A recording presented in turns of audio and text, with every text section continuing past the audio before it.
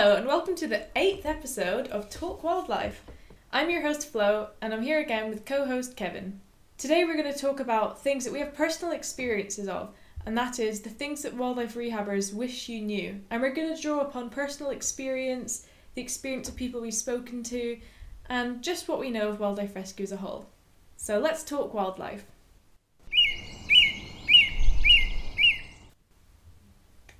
Okay, Kev, how do you feel about this episode today?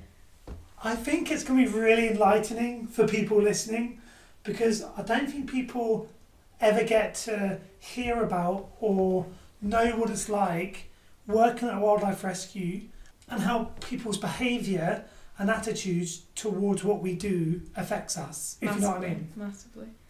Right, so the way we're going to do this is I've written down a list of phrases or problems that we encounter, and I'm going to mention what that is, and then we're going to discuss. And Kev, if you can think of any personal experiences, that would be great. Yeah. So let's just get to it. Let's go for it. Okay. You can probably expect a part 2 of this as well, because I just really quickly thought up some ideas for this and then thought that's probably enough for one episode, and anything else we can put in another episode. First thing is, please do not expect us as rehabbers to drop everything and come to help you with an animal problem you're having.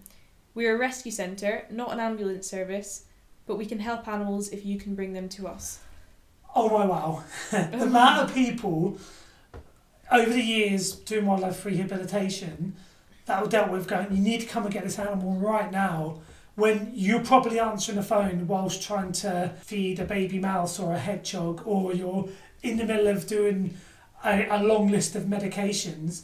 And you know, there have been times in the past we've actually gone out to these people's houses and they've got like 3 really nice expensive cars in the driveway, and you're like, could you not have driven it over? And they're like, no, we thought you'd come out and get it. And or it's you, just like, yeah, or you get there and on the way they phone and they say, oh no, I released it even though you told them not to, or it dies, or they didn't contain it and it flies away. It's just really important. So if you find an animal, if you can contain it, that's a fantastic start. If you can phone us before you contain it, if it's not an emergency situation, then we can tell you if it needs contained or not, because sometimes an animal might look injured or ill to you, but actually it's okay. Some wildlife rescue centres do have ambulance services, but I'd say as a general rule, most wildlife rescue centres are centres, and so they really need people to bring the animals to them most of the time. Yeah, that's so true. I mean, we do have an ambulance, but it's only used for certain specialised situations. And at this time of year, so if you're talking spring to summertime, wildlife rescues are going to be absolutely inundated with animals. They're going to be so busy. In the middle of that, if someone goes, I need you to come and get this animal now, it's sometimes so impossible. And then sometimes, you know, we get so pressured. And I'll be honest, sometimes we almost get bullied into having to go and get an animal, when really we've got another 30 that need our immediate care. Exactly, it's about prioritising. You can't spend half an hour to an hour to go and pick up one animal which might not even be savable when you get there, when there are potentially dozens or even hundreds of animals needing your immediate attention, which most likely will be needing your attention before you're actually able to give them it anyway, because you're always behind schedule at this time of year. Think of it this way, the RSPCA and the SSPCA have dedicated drivers. Their whole job is just driving, and they don't always get to all their calls either. And if they've got dedicated drivers and they can't get to all the pickups, imagine if you don't have a dedicated driver and you're being pressured into having to go and get an animal. If they can't do it, then, you know, please be understanding that sometimes we can't either, and you might need to make that little effort. Even if you can ask a friend, family member, get a taxi. Ask if we can help with your taxi funds. The animals at the centre are the priority. And that's not to say that you can't help an animal if you can't drive. As I say, maybe you've got friends who can. A lot of wildlife rescue centres have volunteer couriers, so sometimes they can be used, but it really just depends on who's free, whereabouts you are in relation to the wildlife rescue centre, and a whole other host of factors. And during the lockdown it can be a lot harder as well, because some people are self-isolating. But then on the contrary, more couriers are likely to be working from home, so they may be able to help where they weren't able to before. The main point there is just, if you're worried about an animal and it needs picked up, please just be understanding that we can't drop everything and save that animal, because if we did that all the time, we would never care for the ones we had, and there'd be no point doing what we do. But it's not us neglecting you or refusing. It's just us saying, okay, we need you to do these certain things for now until the situation changes, that we might be able to come and help. And when people at wildlife rescues give you advice on what to do, follow it. Because they're not just giving you their advice, they're giving you their time that could have been spent with another animal if you're just going to go and release an injured animal straight back out to the wild again. Yeah. If we say not to release an animal, even if it seems absolutely fine to you, please do not release it. Maybe your cat's caught a bird and it's flying around your house and it seems fine. Please don't release it. They'll still need antibiotics, they could have scratches, they might seem absolutely fine now, but in a day or two they're likely going to die because of the infection. And also, if someone tells you not to feed an animal or not to give water to an animal, heed that as well. It might seem strange to you that you can't give an animal food or water if you think it needs it, but if an animal's been injured, just think of it as a human. You don't give a human water as soon as they've had a big accident. In fact, you refrain from doing so in case they need surgery. And like with an animal, if you give them water or food and you do it the wrong way, you can actually jeopardise their chances more than you're helping them. Yeah, we've seen baby birds. I remember one really upsetting case where a baby herring gull was found and the people ignored our advice and they syringed water into its mouth again and again and again. And when they brought the baby chick into us, it was drowning in its own lungs and there's nothing we can do. That happened last week. Yeah, that wasn't even that's not even the instance you're talking about. No, it's not. But, that's a really traumatising thing to have to witness. But, we give advice because we're experienced. We know what needs to be done and what doesn't need to be done. Please don't think you know better if you don't.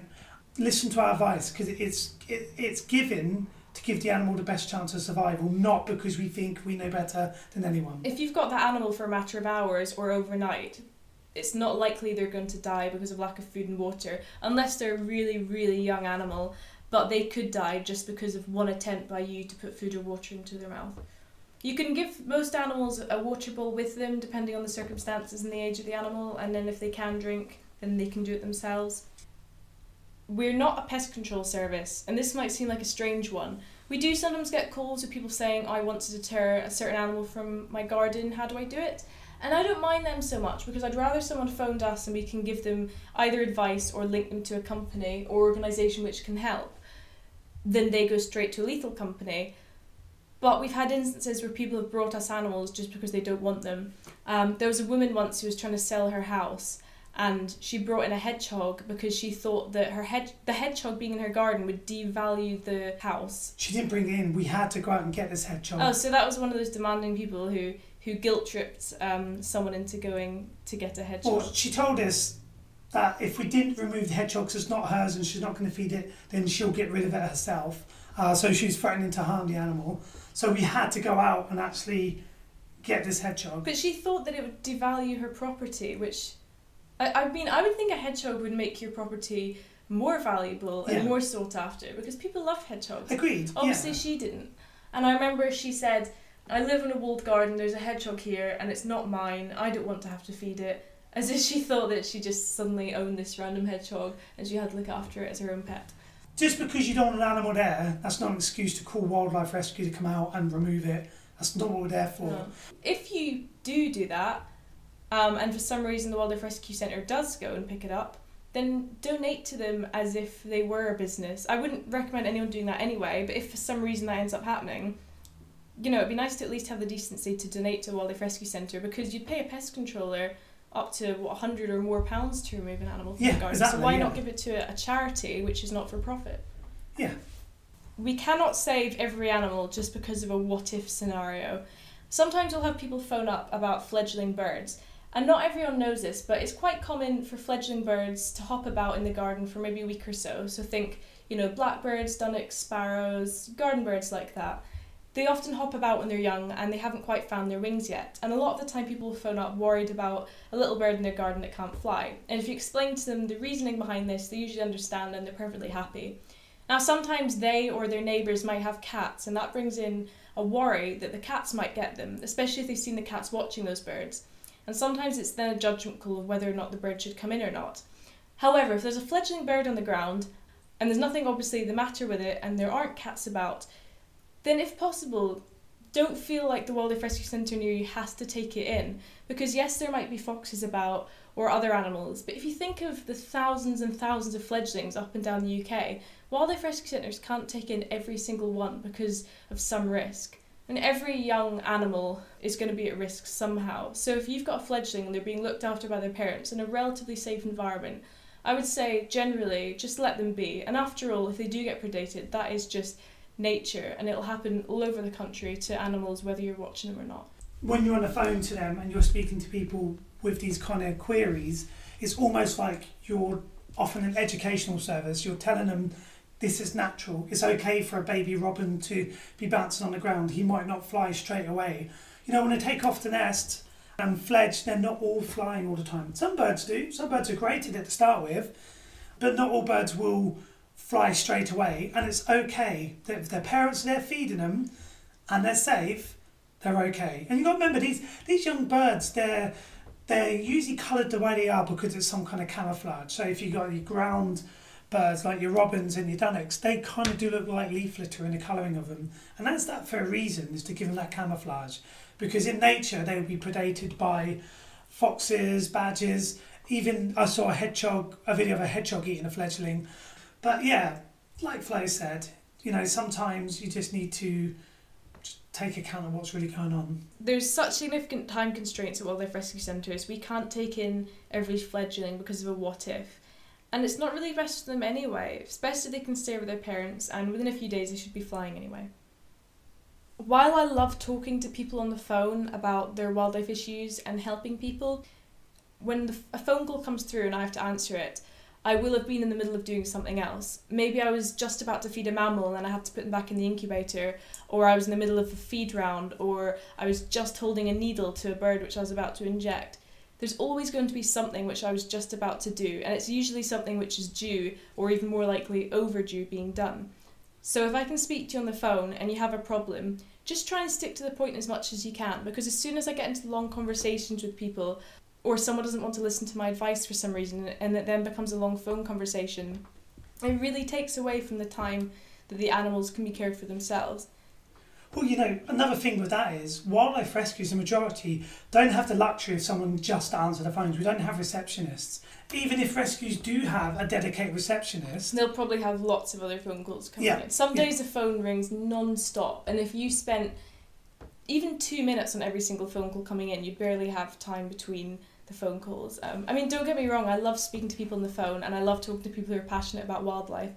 But I know that while I'm talking to you about something you and I are both interested in, there's an animal there really hungry which isn't getting fed because of it. So if we just stick to the point, then that'll help everyone. And at the end of the day, it is a job that needs done. And so we need to prioritise the most important part of that job, which is caring for the animals themselves. Importantly though, don't avoid phoning us for advice because you don't want to waste anyone's time. People sometimes phone up for advice after they've done something wrong, and then it can't be undone, and then it takes more time for the person dealing with the phone call, either because they then have to sort out the animal coming in, or because they then have to explain what's been done wrong and how to either help the animal because of it, or to make sure the person doesn't do it again. For example, syringing fluids into an animal's mouth. So if you want to know whether doing something is correct, whether to do with picking up an animal or how to care for it, please phone up before you do anything. I mean, for example, finding a baby deer that's on their own. A lot of people find so-called abandoned or orphaned deer, pick them up, take them home, and then phone a wildlife rescue centre, at which point that deer then has to come in. Now, if the person phoned before they did this, then the wildlife rescue centre could tell them not to do it, and then the time and the energy and the effort to then rear that baby deer wouldn't need to be taken. Oh, deer are just immense time and effort to raise a deer. You can easily take one member of staff out of the picture to raise baby deer. It's a very time consuming, very rewarding job, but it's not easy. That's the thing, a lot of the jobs in wildlife rescue are rewarding, but you'd rather not be doing it because you'd rather those animals be with their parents or be in their natural environment. This is one you hear a lot, and I completely appreciate people saying it, so I hope no one takes this the wrong way, but people come in and they see all these baby birds tweeting, and they see, I don't know, a rabbit with a broken leg which is in a bandage or something like that, and they say, oh, I'd love to do this job, you must love this job, it must be so rewarding, it must be so lovely. And on Sunday, I mean, I completely agree, but I've also had days where I've locked myself in the toilets crying because of how upsetting something is, or I've, been extremely tired, not slept the night before because I'm rearing something, and just generally had an awful day. And I just think, I wish you knew when you said that it's really not as lovely and rewarding as most people think it is. I mean, don't get me wrong, it is rewarding, but I wouldn't describe it as lovely. Like, it puts you through a lot mentally, physically. Yeah. Every day, probably, you're going to see something die, and sometimes in really horrible ways. You see the worst of humanity when animals come in shot or kicked or thrown or crossbowed, or hit by a car intentionally, run over by something else intentionally. What else? What else can you think of? Well, then you got the dog attacks, cat attacks, you got pellet guns, you name it. But the thing with this is, it's people will go, oh, it'd be so nice to do this job. And like Flo said, it is really nice to do the job. But of all the jobs that I've done in my life, it's the most mentally draining and exhausting job ever. You go through the emotions every day. Just recently, we had a little pigeon, really, really baby pigeon, and he had really bad canker, so he had growths in his throat, and the only way we could try and feed him was via a tube. And I remember trying to do that tube feeding, and he was bringing up so much blood, and it mentally destroyed me that morning. Lucky, I'm a stubborn bugger, and I refused to give up on him. Gave him his time he needed to recover, and I went back and I worked with him again and again and again. And actually, I think he's just about to go back out to I just put Avery. A clip on his peg yesterday for him to go out to Avery. And there's an example of a really, really rewarding experience. But it easily could have... In fact, it was probably about 80% likely to have gone the other way. Yeah. And then he would have felt awful for it. And not only would he have felt awful because it happened, but he was blaming himself because it happened, because he was the one who put the tube down the pigeon's throat. So that it's not just the sadness of what you see, but you always blame yourself. No matter what you do, you blame yourself. See, that I still remember that, how that made me feel. I felt helpless. I felt almost responsible, but I refused to give up. And it does. It mentally scars you sometimes when you witness this baby bird just bringing up puddles and puddles of blood, and you're like, what do I do? How do I get past this? And luckily, you have to persevere. And luckily I did persevere and got to the stage he is now. But it's not all fluffy bunnies and baby birds. It's broken bones. It's organs hanging out. Blood, being sicked on, passed pain, on. Suffering, feces. It's not a glamorous job. It is mentally exhausting. Bites and flat flies. Oh, it goes on. The world of wildlife rescue is not a glamorous one, and it's lovely to work with animals, but it is very, very, very tough. Very tough job to do. I noted that wildlife rehab is time intensive and expensive, but I think I've kind of gone over that in the other points. Yeah. But just because I've really been saying we don't have time to do this. Yeah, I think we'll cover a few actually with them. Mm-hmm. If it's your fault that an animal's coming to us, for example, your cat caught the bird and you know that you're not going to change your behaviour to stop it happening in future, strongly consider donating, because you've put another patient in our care who we've got to spend money on for antibiotics, for housing, for food, possibly travel expenses for release, ringing, all sorts of things really, and again, time taken away from other patients. In these, what we always call repeat offenders, and there's one just recently where this woman's cat caught and killed a sparrow, and we told her, make sure you keep your cat in if there's baby sparrows fledging in your garden. Oh yeah, of course I will. I called the next day, oh, it's caught another one. Didn't kill it this time. So then again we had to go out and get this one. And told him again that please keep your cat. And she gave us a donation. It's only for a couple of weeks. I know, she gave a donation, fair enough, but the next day it happened again. Please, I know you like your cat going out, but there is literally killing animals repeatedly. And it's not like a cat has to be kept in all the time. It was just because this woman had specific sparrows right outside her front door. But this happens all the time, and it's really tough to deal with. And sometimes people, you start to see them so regularly, they start to take advantage, and they almost treat you as a way to get out of guilt. Yeah.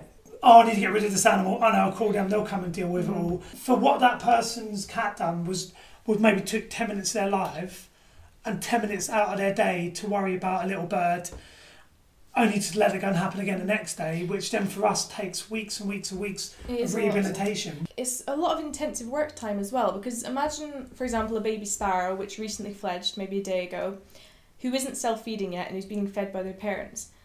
Now, you take them to a wildlife rescue centre, they have to be medicated, maybe for a few days, maybe for a couple of days, it depends really what the wounds are like. Maybe they need their wounds cleaned every day, maybe they need dressings applied, and then because they're used to being fed by their parents but they don't feed by themselves, you then have to force feed them, which is pretty tricky with sparrows, which means you have to get them out very, very frequently to try and get them used to being force fed and hopefully eventually start gaping. When they start gaping, the feeding process is quite quick, but until then it can take quite a long time. It's a lot of stress for the sparrow. You've often got to free up space in an incubator, which are usually pretty overcrowded anyway. Then you've got to find the relevant food for them to learn to self-feed on their own, another cage, space in that cage. You've got to be able to monitor them, make sure you remember which one it is. You probably have to ring them for their medications on the different days, find aviary space for them, clean out their cage every single day or maybe multiple times a day. It really does add up. If you're trying to feed a sparrow baby every half an hour, but what with the force feeding, it's taking a few minutes just to do it. Even longer if you've got my stumpy fingers. Trying to open a sparrow's beak with my fat fingers doesn't work so well. And then you maybe have 100 to 150 other birds who need fed every half an hour. You can understand it adds up. Imagine even if it took 3 minutes to feed that sparrow when they come in, that's a lot of time taken away from the other birds. Just because you don't like a piece of advice we've given you, it doesn't make it wrong. Sometimes people phone up and they already have the answer they want to hear in their heads. For example, should they pick up an animal or not, or should they feed an animal a certain thing or not? And no matter what you tell them, they try and bring it back around to what they want to hear. And people don't like hearing that they're wrong. If someone finds an animal with an injury and you know that that animal's not going to make it, a lot of people get angry, quite flustered and annoyed because they don't want to hear in their mind that it's not going to be the outcome they wanted. Well, if they're phoning a wildlife rescue centre, we deal with these all the time. We've got the experience and knowledge of what to do. So when we're giving people advice, it's not because we think that's the quickest way to get them off the phone. We're giving them advice because that's the best thing for the animal involved. And it's really frustrating when someone refuses to listen to your advice and, like you say, try and bring it back round to what they want to happen. It takes up more time on the phone as well when you already know what the answer to that question is. I know, and it's not nice when they get really narky about it and they start, almost their tone changes and they start getting a little bit verbal and aggressive on the phone because you're not telling them what they want to hear. At the end of the day, if you're calling a place for advice who are professionals and experienced in what they do, listen to what they're telling you. Even if it is different to what you think, they're the ones who know. That's why you've called them. Take the advice and let it go, whatever you want to. Yeah, and then, unless you're a vet or very experienced with animals, you might see an injury and not think it's a big deal or think that it's survivable. But if a wildlife rehabilitation centre tells you that for whatever reason it's not, you should probably listen to them because they probably know what they're talking about. People might be thinking, well, I know better. You may think you do, but I can probably guarantee you're probably not 100% of what you're on about. And just to back that up, we often get vets calling us asking for our advice and expertise because working with wildlife and rehabilitation is very specialised. So when you have vets calling you asking for your advice, that shows you the advice we're giving is not only being accepted and taken on board by educated professionals, but also members of the public need to, just take the advice we give them. Well, here are two really quick examples, and I could mention dozens, but here are two really quick ones. First of all, the pigeon that Kevin got through canker, the people who found him or her had actually had them for a couple of days, and they didn't know that that pigeon had canker. Second of all, there was a sparrow which came in, I wasn't on that day, but you were, Kev, which had a huge prolapse, and it was a fledgling, I think, and the family that found it thought it was just some of the eggs still attached. Oh, they had it for days, yeah. And he needed to be put to sleep straight away because he's just, his insides were his outsides. Yeah, that was awful. And as soon as we saw it, we're like, oh my God, you could see. That animal's such pain. And I'll be honest, there's times when they come in and they're in such a state and you have to make that call because that's the best thing you can do. It's made 1,000 times worse when the person who brings them in argues with you about it. Yeah, and it's sad. Again, when you're bringing animals to places like wildlife rescues, please listen to and accept their advice. And if they do say something that you're not happy with, like, I'm afraid we're going to have to put this animal to sleep, you know, please accept it. And I know it's an emotional thing, but, you know, if I remember one at a previous wildlife rescue we worked, where someone drove for hours with a herring gull whose wing was completely snapped. Completely, and you could see it by the photos, and the guy refused to listen, and he wanted to bring it in, so he wanted us to save it, and we're like, well, we can't save it, and he was really unhappy that we had to put it to sleep.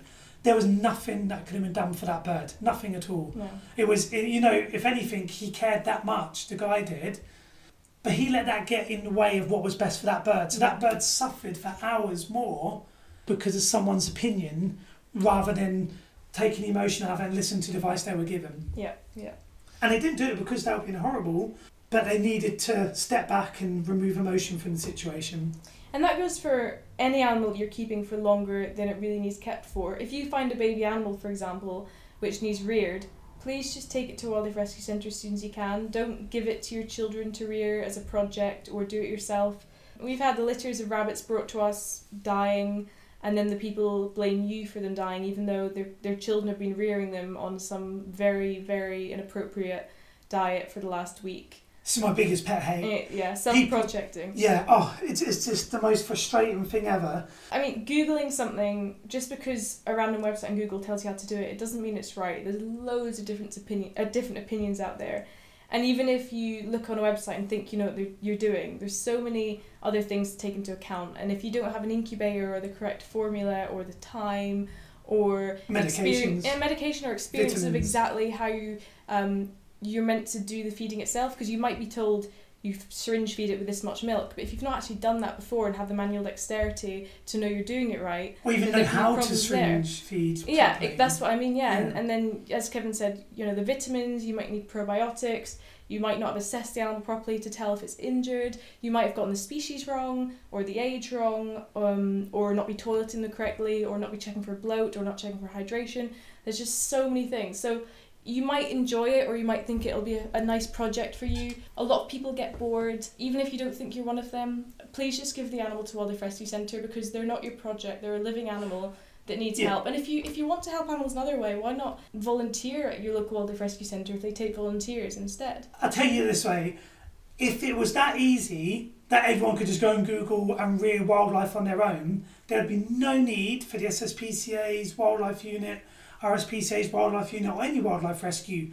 It's not easy. It takes people time to learn, to be trained professionals in how to do this. We don't spend hours and hours and hours and years of our life learning how to do this for someone to go, oh yeah, I read 5 minutes on Google how to do it and I know everything about it. No, you don't, because years after starting, I still learn things. I still get things wrong. You need to put it in the hands of the people with the experience. And then there's aviaries to think about, and enclosures and release sites, and making sure an animal wilds up properly, and making sure an animal is with other animals of its own species and has fear of the things it's meant to have fear of and has a proper diet. There's just so much to think of which you can't do if you don't have the expertise.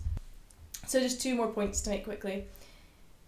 If you find a baby bird, for example, it could be anything really, and you bring it to us and we rear it, we're probably going to be putting it in an aviary or a cage with other birds of its species, up to dozens of others. So we won't be able to return that individual bird back to you. You might be upset about that, but unfortunately that's just the way it is. Again, we don't have the time to return every single bird to where they came from, or to identify exactly which bird every bird is. There are exceptions. Birds of prey, for example, and other birds which are territorial, if they stay in captivity for a short time, they often can be and should be returned to where they came from. But if it's just a baby bird which comes in and is put in with others, I'm afraid, I won't speak for every wildlife rescue, but generally I'd say we won't be able to return them to you. The thing with this is, Flo, people need to understand that these birds come in, they go through the system, they go out to the outside aviary with a flock of their own species, and they make friendships and they bond with other birds. You can't just pluck that bird out of there. It's a lot of stress to be moved. I know, and then go and put it back somewhere where it will have no memory of and have no idea where it is or what to do. Its own parents might try and chase it off as soon as it gets there anyway. They probably would. So the best thing to do is, if they come in, you need to accept that they're going to move on.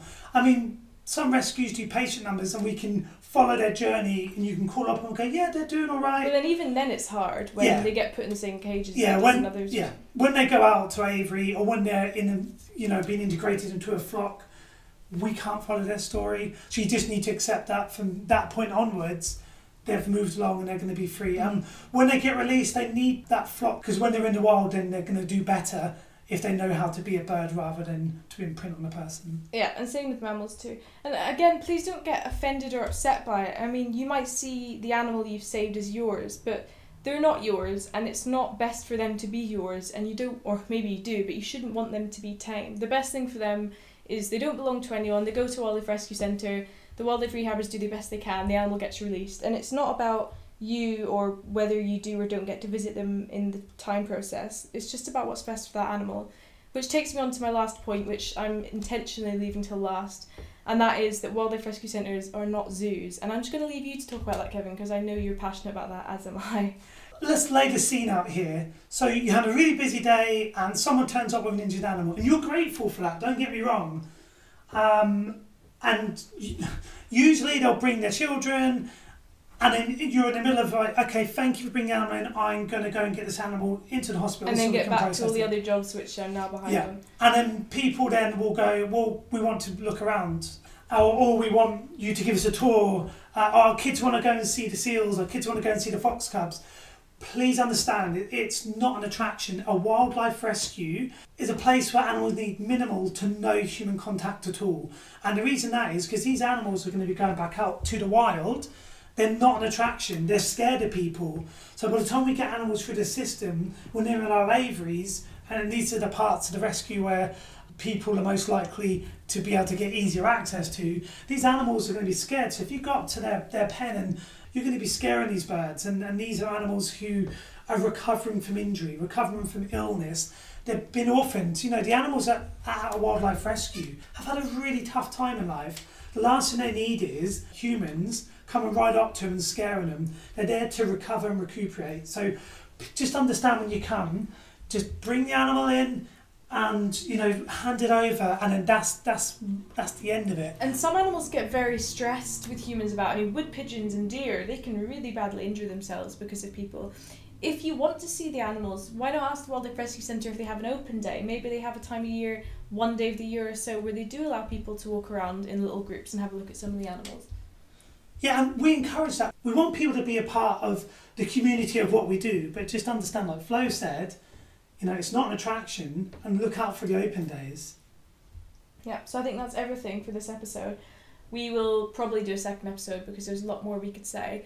I hope everyone's been understanding of what we had to say. If it sounded sort of harsh in parts, it's just because I really wanted to get as much said as possible, and because it's all true what we said. It's a stressful job, you have to work in a fast-paced environment, and all these little things I mentioned just sort of add up to the time and take away from the animals. And humans like to make things about them because that's the sort of world we live in. Usually when you're in a place with animals, it is something like a zoo or a safari where animals are the attraction. So it can be a bit strange going somewhere where there's so many animals but where you're not meant to see them. It's the opposite of what most people are used to. And we're not a business, we're a not-for-profit charity, wildlife rescue centres that is. So while I can't speak for every wildlife rehabber out there or every wildlife rescue centre, I'd say that's pretty general ideas that we've been speaking about, and it's certainly experience which we have from working or volunteering in more than 2 wildlife rescue centres, and from experiences in wildlife rescue centres in England as well as Scotland, and from other rehabbers that we know and have spoken to in the past. So please just take all of that advice on board and think about it next time you interact with the local wildlife rescue centre or anyone who works there. Some wildlife rescues do have interactive events they put on for the public to learn more about what they do. It could be training courses, like Flo said, open days. So contact your wildlife rescue, because we do want people to support us. We do want people to learn about the animals that we're working with, but you need to understand that most animals that are in a wildlife rescue are there because they're recovering from a traumatic experience in their life, and this is their time to recover and get ready mentally and physically to go back out into the world. The way to look at it is just see it as a hospital. You wouldn't help take someone to the hospital and then ask whoever runs the hospital for a tour around and get your children running around the different wards pointing at the different people like, oh look what's wrong. Have you got a man with a broken leg? Yeah. Can we see the Can bones? we see the babies? So just see it like that. It's animals that are there, but they're not there as an attraction. It's a hospital for animals. I hope that was helpful, and if you've got any questions or any different experiences, anything you agree with, anything you disagree with, anything more you want us to talk about regarding that, just let us know in the comments or send us a message on Facebook or something like that. Just let us know what you think. As always, constructive criticism is accepted and appreciated. We also have an Instagram now, which is at Talk Wildlife Podcast, so feel free to follow us there. We post about the episodes which we're working on and which will soon be posted, and we've also posted a couple of our own photos as well. Our next podcast is going to be the importance of parasites, which should be interesting, hopefully, because people see parasites as a negative, and it'd be nice to talk about how there actually are some positives to them as well, and we'll be discussing whether or not they're better for the planet than they are bad, or the other way around. So yeah, look out for that episode. Hopefully it'll be coming sooner than the last episode came, because Kevin and my work shifts are a bit more consistent with each other now. So yes, we shall speak to you soon. Bye!